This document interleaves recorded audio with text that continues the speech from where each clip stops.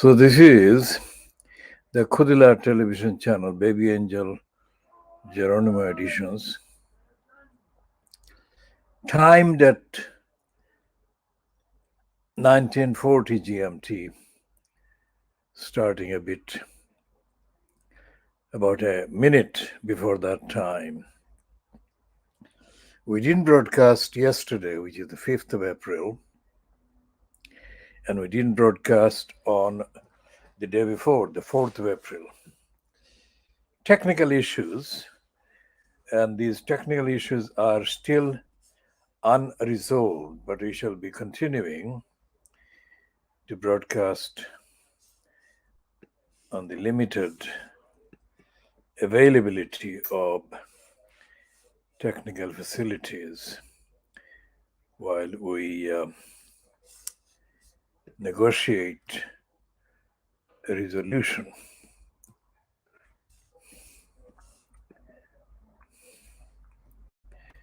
We have not commented up to now on the further degeneration and corruption and exposure as a mental slave for the racists and the criminal perpetrator of the career,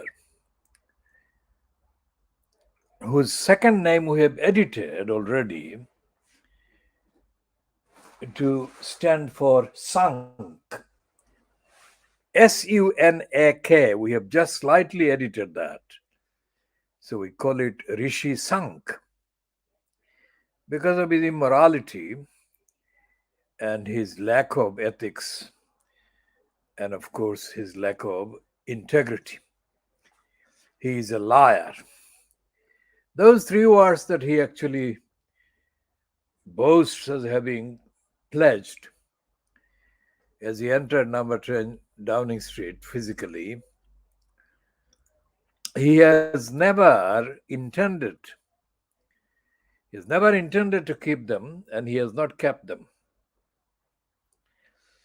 And being of demonstrable anti-Muslim cultural and other backgrounds, he is contemptuous and contemptible support for the racist and manifestly anti-Muslim evilness called Mark Spencer, who openly, brazenly attacked the Kashmiri origin Muslim woman, Nusrat Ghani. That actually takes Rishi Sunk all the way down. And evidentially, we observe that Rishi Sunk will be unable to be shored up by his racist anti-Muslim masters, mistresses, and handlers for very long. And Nusrat Ghani has been treated in the way that Rishi Sunk has treated her, in the way that Nazanin Zaghari Ratcliffe was treated by the liar anti-Muslim Boris Johnson, the evilness. And we predicted that evilness would be taken apart by his own evilness. And Rishi Sunk will be sunk without trace except an entry as an incumbent in the post, overhyped post of UK Prime Minister.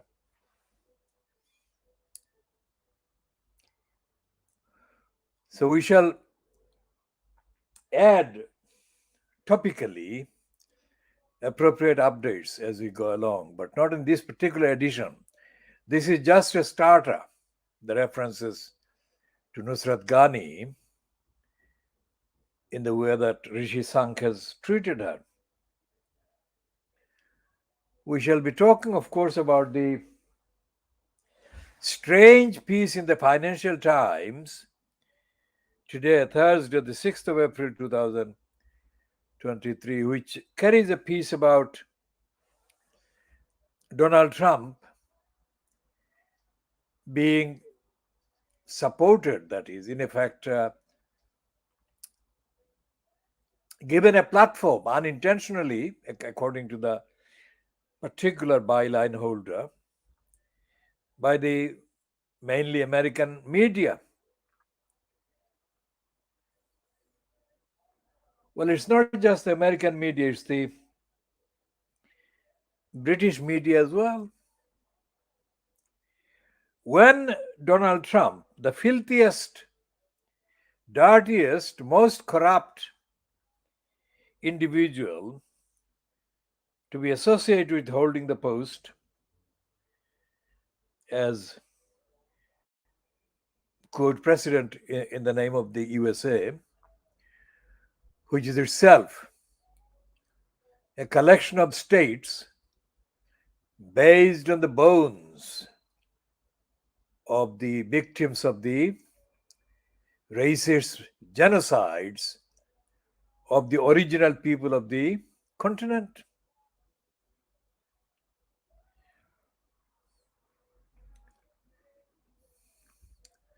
We shall be talking, of course, also about the Scottish National Party and its current leader, Muslim origin, Humza Yousaf.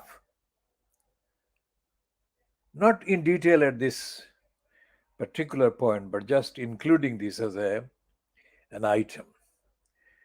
So what have we got there? We've got Rishi Sank, an anti-Muslim, Donald Trump, an anti-Muslim, and the entirety of the British media having a go at Humza Yousaf. For what reason? There is no reason, because the man has been only in post for a day or two before the entire British media went mad, went to town against him. If ever there was any need to prove that there was a built-in agenda against Muslims in the West, this is it. When the Labour Party is the Labour Party member, the first Muslim member of Parliament to be elected from Scotland, Muhammad Sarwar, Anas Sarwar's father. When he got elected, the entire racist Scottish anti-Muslim media went to town against him. Amazingly, though, the Labour Party lost all credibility in Scotland during the last 10 years or 15 years, while the SNP was on the rise, apparently. And Muhammad Sarwar's son, Anas Sarwar, turned out to be a stable source of electoral support for the Labour Party. Now, making these comments about Humza Yousaf and Muhammad Sarwar and his son, Anas Sarwar, I do not make any claim to be supporting any of those three individuals in terms of their careers, in terms of their roles. I specifically distinguish their politics and their careers from the fact that they are of the Muslim origin and Muslim background. And the same case, of course, applies to Nusrat Ghani, All these four individuals, careerists, are quite capable of looking after their own, if you like, careers and speaking for themselves. My concern about their treatment by the Conservatives, by the Labour, and the SNP is about the fact that they are all motivated by anti-Muslim agenda. That's it, full stop. This has to be borne in mind. Nobody must confuse my opposition to anti-Muslim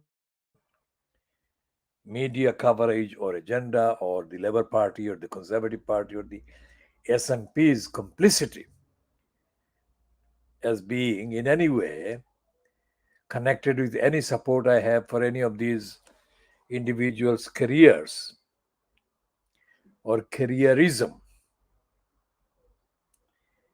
It is another point about Shamima Begum and the anti-Muslim criminals in the media have now begun to treat Sharmina Begum, who is openly still remains an active IS activist and member. They're citing her as a respectable source of criticism for Shamima Begum. What an absolute sickness.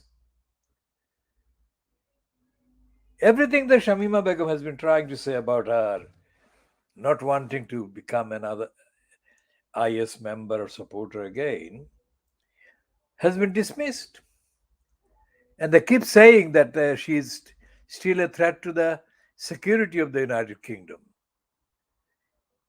It appears that they prefer the still active IS member Sharmina Begum to Shamima Begum, who has denounced and is trying to denounce her affiliation with the IS. Think about that. Which takes us back to Tower Hamlets Council and its negligence and its contemptible negligence and failure to do its safeguarding duties it owed to these four girls. Sharmina before the three, and then the three, all of them teenage girls from Tower Hamlets.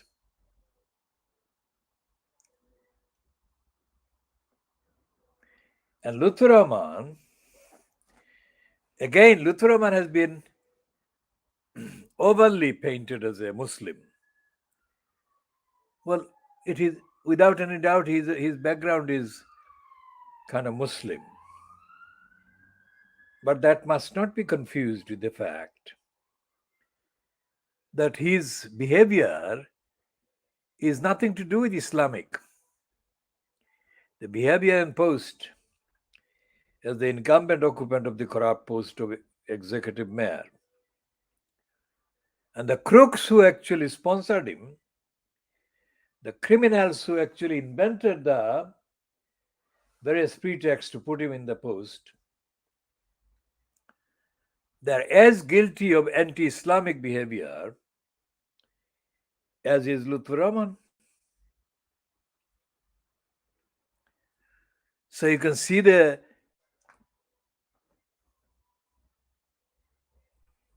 pattern. There is an indisputable, undeniable, overwhelming pattern of anti-Muslim agenda in Scotland, in the United Kingdom, and locally in places like Tower Hamlets. What is the difference between Tower Hamlets and Newham? Unlike Tower Hamlets, Roxana Fiaz in Newham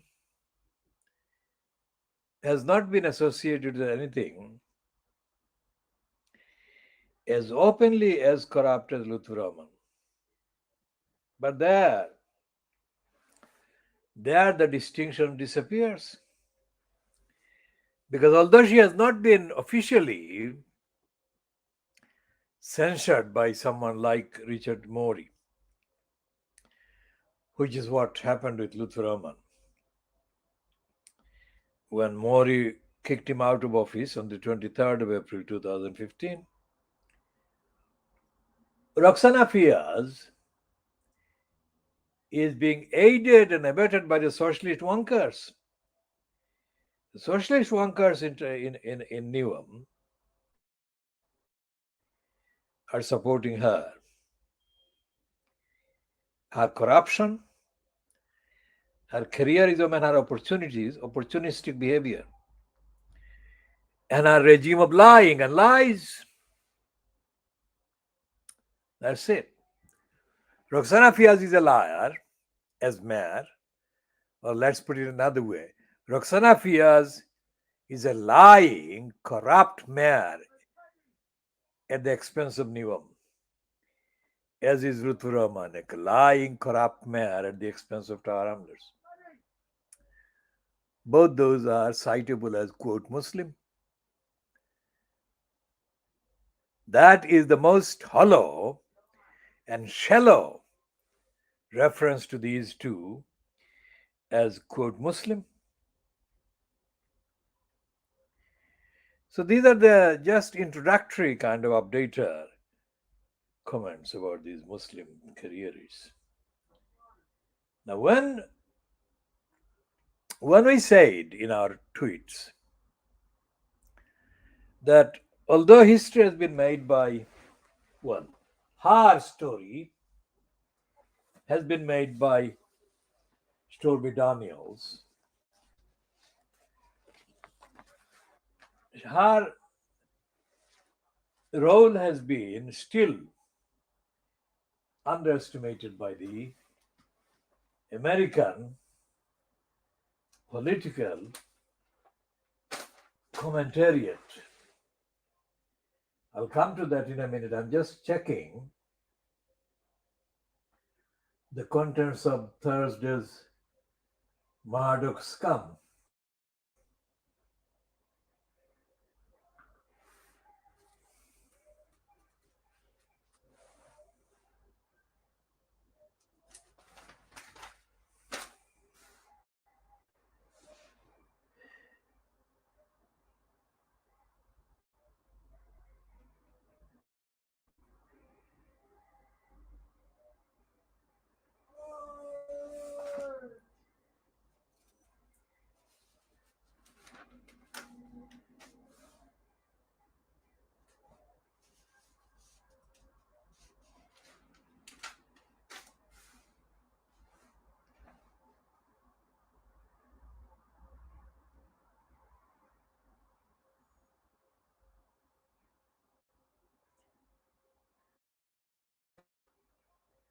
And there is a two-page spread on pages 7 and 8 of this Scum, headed boldly headed, "You are nicked," that is, you are arrested. And it is about the arrest of the husband of Nicholas Sturgeon.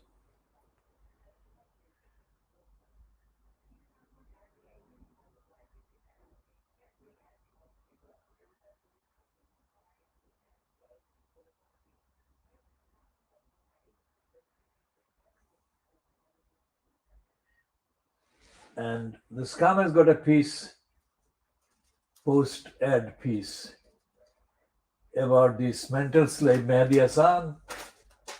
The Mehdi Hassan is a Muslim origin, sub-Iranian regime supporting, Oxford University leveled Muslim, he's a Muslim commentator. Mehdi Hassan is a crook, because when the crook Lutfur Rahman was being kind of featured initially,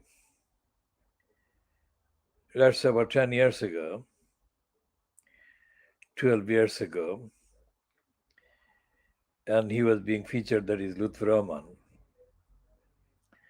as controversial, etc., but never being called a crook, which he had been. Mehdi Hasan, Mehdi Hasan actually appeared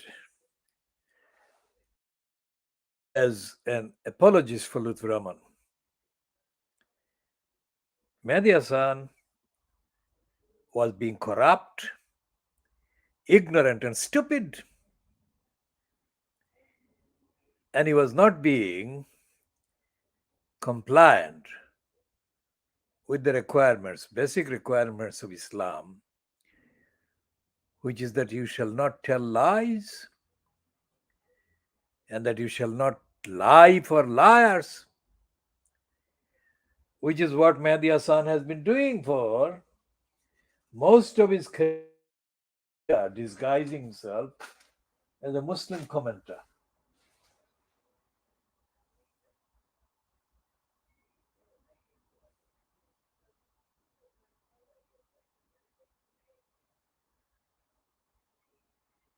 So Mehdi Hasan doesn't know the people that Lutfur Rahman has betrayed. Lutfur Rahman has lied to, lied about, and is doomed to lie to and lie about.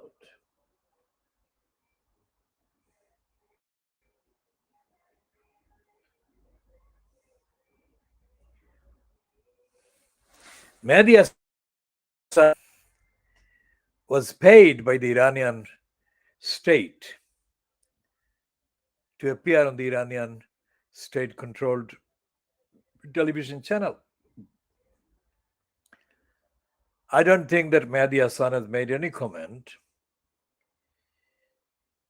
that is critical of the Iranian regime's treatment of Nazanin Zaghari Ratcliffe. I have not seen any, but if I do see any, I shall do a fact check after this broadcast.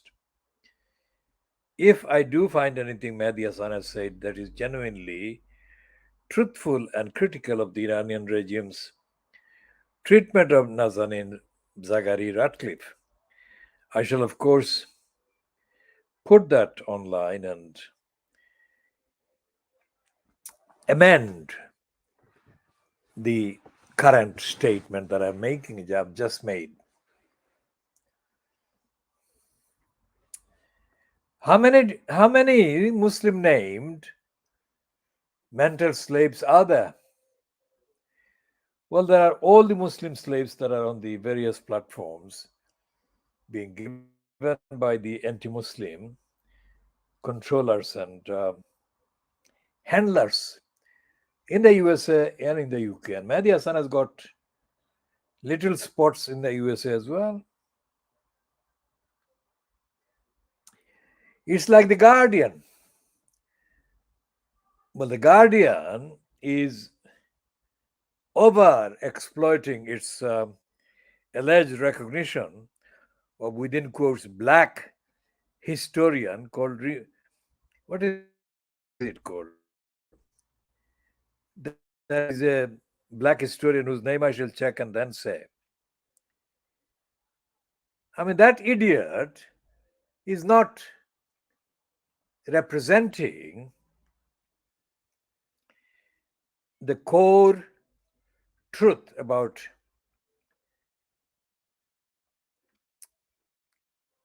and the core truth opposing the ideas of colonialism, imperialism, and slavery.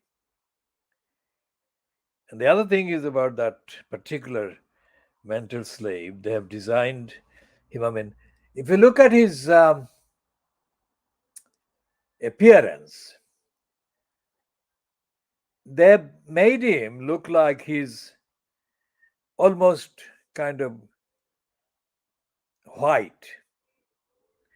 They cannot do that with Gary Young, but because Gary Young is too African looking. But this other one is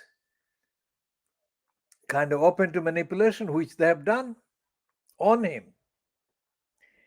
Essentially, both Gary Young and this one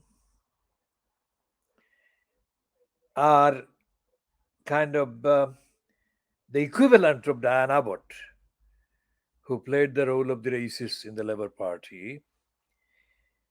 And as she exhibited Labour Party black section on her chest prominently displayed were the words Labour Party black section during the period in the run up to the election, 1987, when she and other three, Keith Sleaze Vaz, and Barney Grant and Paul,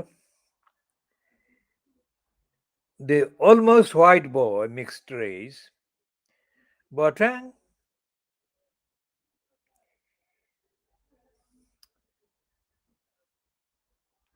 the only thing that Barney Grant was able to relate to was the reparation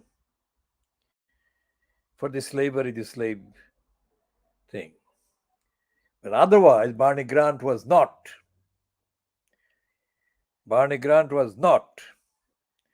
And I repeat, Barney Grant was not opposing racism.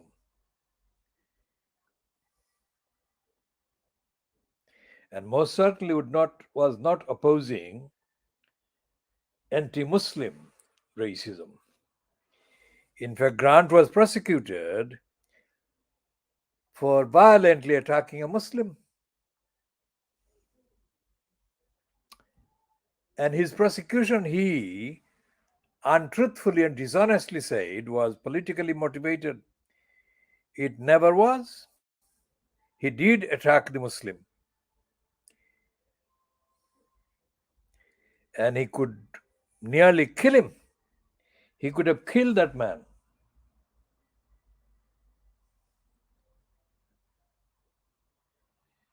So there are three types now I have identified. One is the types that are typified, if you like, or personified by Boris Johnson, Mark Spencer, and Rishi Sunk, Donald Trump, et al. And the other is the type personified by the incumbents in the corrupt posts, including Lutfi Rahman in Tar Hamlers, Roxana Fiaz in Neom. So that's the second type. And the third one is the ordinary ones that are not in such posts but are relevant to violating Muslims, like Barney Grant. On the issue of the political solidarity against racism in the United Kingdom, that is much needed among the or between the people of African origin, African background, and people of Asian backgrounds. There is no solidarity that can be mentioned in terms of consistent political and cultural and campaigning activities. I think it is fair to say on the facts that the combination of all these political theories and actions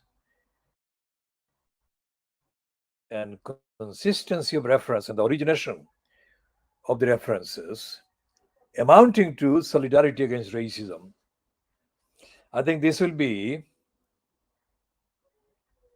a contention. I would say that in this edition as a contention But I would proceed to say that it is the reality that I have been organizing the solidarity actions for most of the 50 plus years that I've been physically on the soil of the United Kingdom. I shall go on and identify the various examples in due course, not necessarily in this edition. So, what I shall do is in this one, I shall put an end to for this time, which is 30 minutes plus, ending at 20:09 hours GMT. Hopefully, there will be another edition before the day is out.